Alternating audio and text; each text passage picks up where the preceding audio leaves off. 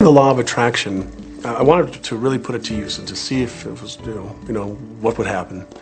And in 1995, I started to create something called a vision board, where I take something that I would want to achieve or something that I want to attract, like a car or a watch or the soulmate of my dreams, and I'd put a picture of what I wanted up on this board called the vision board. And every day I would sit in my office and I would look up at this board and I would start to visualize. I would really get into the state of having already acquired it. I was getting ready to move as we put all the furniture, all the boxes put into storage. And I made 3 different moves over a period of 5 years. And then I ended up in California and bought this house, renovated it for a year, and then had all the stuff brought from my former home 5 years earlier. One morning, at 7:30 in the morning, my son comes into my office, and one of the boxes that was sealed for 5 years was right at the doorstep. And my son, Keenan, was sitting on the box, banging away at the box. And I said, "Sweetheart, will you please stop? I'm doing some work here." And he says, "What's in the boxes, Daddy?" And I said, "Well, honey, those are my vision boards." "What's a vision board?" I said, "Well, it's where I put all my goals up. I cut them out and I put all my goals up as something that I want to achieve in my life." And of course, at 5.5 years old, he didn't understand it. So I said, "Sweetie, let me just show you, because that'll be the easiest way to do it." And so I cut the box open. And when I pulled up the vision boards, there was a picture on there of a home that I was visualizing 5 years earlier. And what was shocking to me was we were living in that house, not a house like it. I had bought my dream home, renovated it, and didn't even know it. But I looked at that house, I started to cry because I was just blown away. Why are you crying? Honey, I finally understand how the law of attraction works. I finally understand the power of visualization. I finally understand everything that I've read, everything that I've worked with my whole life, the way I've built companies. It worked for my home as well. And I bought our dream home and didn't even know it.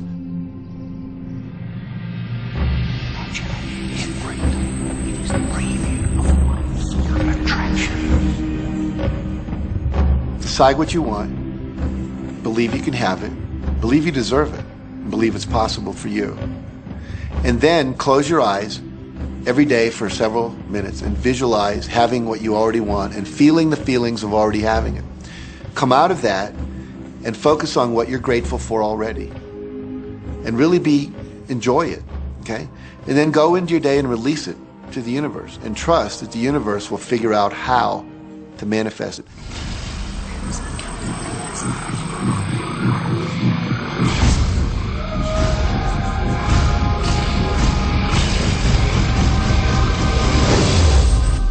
No, the secret was definitely a real transformation for me, because I grew up in a family where my dad was very negative, thought that rich people were people that had ripped everyone off, thought that anyone who had money, must have deceived somebody.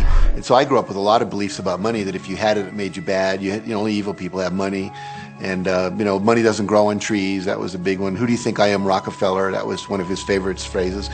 So I grew up truly believing that life was difficult, that it was hard, you had to struggle. And it was only when I met W. Clement Stone that I literally began to shift my life. Whatever the mind of man can see, achieve. When I was working with Stone, he said, "I want you to set a goal that's so big that if you achieved it, it would blow your mind. And you would know it's only because of what I've taught you that you would have achieved this goal." Well, at the time, I was making about $8,000 a year. And for some reason, I wanted something that was really measurable. So I said, I want to make $100,000 in a year. Now, I had no idea how I could do that. I saw no strategy, no possibility, but I just said, I'm going to declare that, I'm going to believe it, I'm going to act as if it's true, and release it. And so I did that. And one of the things he taught me was every day to close your eyes and visualize the goal as if it's already achieved. And I had actually made a $100,000 bill that I put on the ceiling. So the first thing I'd see when I woke up, I'd look up and there it was, and it would remind me that this was my intention. And then I would close my eyes and visualize having this $100,000 a year lifestyle. And interestingly enough, nothing major happened for about 30 days. I didn't have any great breakthrough ideas. No one was offering me more money. And all of a sudden, I was in the shower. It was about 4 weeks into it, and I had a $100,000 idea. It just came right into my head. I had a book I had written, and I said, if I could sell 400,000 copies of my book at a quarter each, that'd be $100,000. Now, the book was there, but I never had this thought. And one of the secrets, I think, is that when you have inspired thought, you have to trust it and you have to act on it. Now, I didn't know how to do that. I didn't know how I was going to sell 400,000 copies. We'd never done that. And then I saw the National Enquirer at the supermarket. I had seen that millions of times, and it was just background. And all of a sudden, it jumped out of me as foreground, and I thought, wow, if readers knew about my book, certainly 400,000 people would go out and buy it. And about 6 weeks later, I gave a talk at Hunter College in New York to 600 teachers, and this lady comes up at the end and she says, "That was a great talk. I'd like to interview you. Let me give you my card." and I said, who do you write for? I'm a freelancer, but I sell most of my stuff to the National Enquirer. You know, and I had this little theme from the Twilight Zone went off in my head. Na, na, na, na, na, na. You're like, whoa, this stuff's really working. So that article came out, and our book sales started to take off. But the point I want to make is that I was attracting into my life all these different events, including this person.